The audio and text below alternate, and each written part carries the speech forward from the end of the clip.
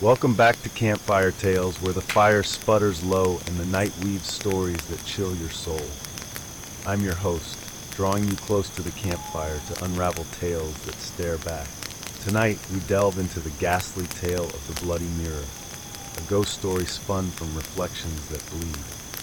What watches from the glass? Let's face the terror together. Settle in, but don't look too long.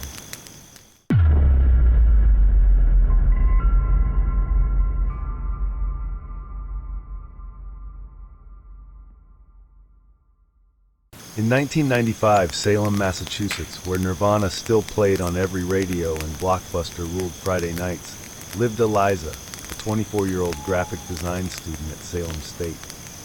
She thrifted everything: flannel shirts, Doc Martens, and one fateful Saturday, an antique mirror from a dusty estate sale on Derby Street.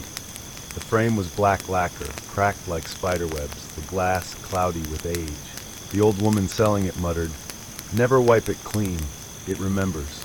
Eliza laughed, paid $15, and hung it above her vanity in her tiny apartment over a coffee shop.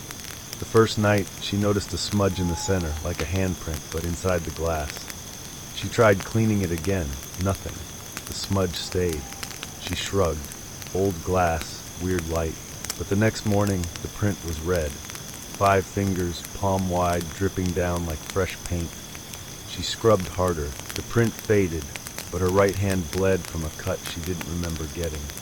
On the second night, Eliza woke at 2:17 a.m. to the sound of scratching, nails on glass, slow and deliberate. She sat up. The mirror seemed to glow faintly from the streetlight outside. In the reflection, her bed was empty.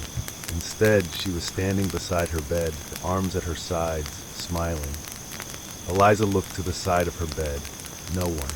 Back at the mirror, her reflection waved. Getting up, she yanked a throw blanket from the end of her bed. A single drop of blood rolled down the glass, pooling at the bottom like a tear. Fearful, Eliza covered the mirror with the blanket. When Eliza woke up in the morning, the blanket was on the floor. Eliza quickly left the room, staying clear of the mirror. By the third night, the print returned, larger, closer to the surface. Eliza's reflection smiled when she didn't. Her cursor blinked on her computer as she designed a flyer, but in the mirror, her reflection typed something else. "Help me." She covered the mirror again. The print seeped through the blanket covering the mirror. Her computer died overnight, screen cracked in a perfect handprint. Her roommate, Jess, heard wet slaps against glass at 3 a.m. "It's just the pipes," Eliza lied. But Jess had seen it too. Eliza's reflection blinking out of sync. They tried getting rid of the mirror, but when they returned home, the mirror was back on the wall. Any pictures taken of Eliza were developed with bloody fingerprints over her smile. Her Walkman played static that sounded like breathing. One midnight, the glass cracked, a perfect spiderweb from the center. A bloody hand pressed from inside, fingers curling like smoke.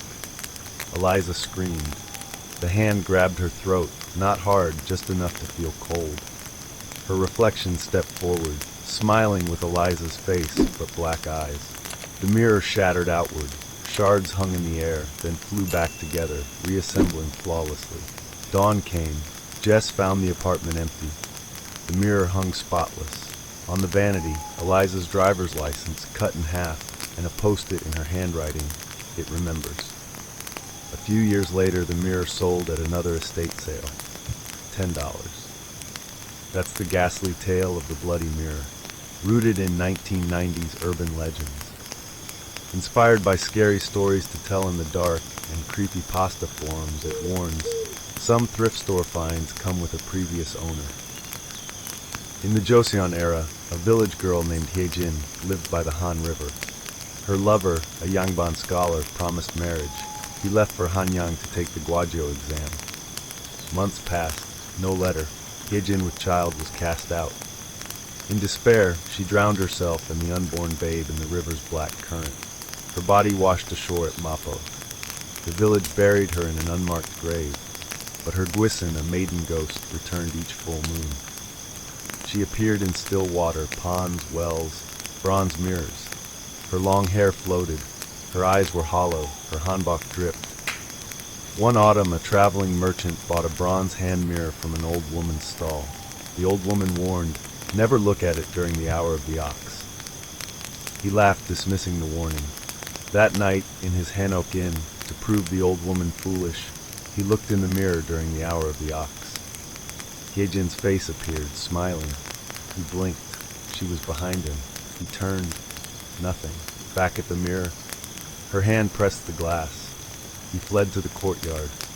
The well water showed her face. He ran to the riverbank. The current reflected her smile. At dawn, his pack was found by the inn. Inside, the mirror cracked and a single wet footprint leading to the river. The merchant was never seen again. Years later, a young woman found the mirror in the mud.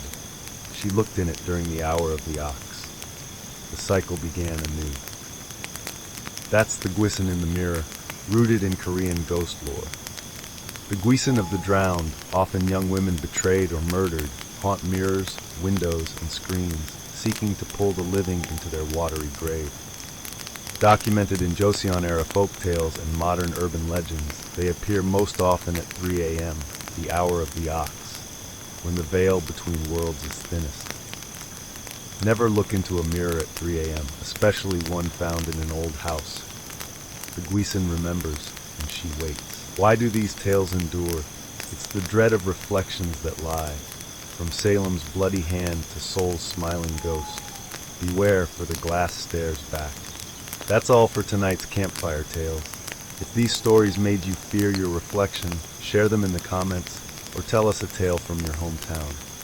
Next time, we'll unravel the macabre tale of the Graveyard Wager, a legend that'll make you fear the dare at midnight. Until then, keep the fire burning, and don't look in the mirror.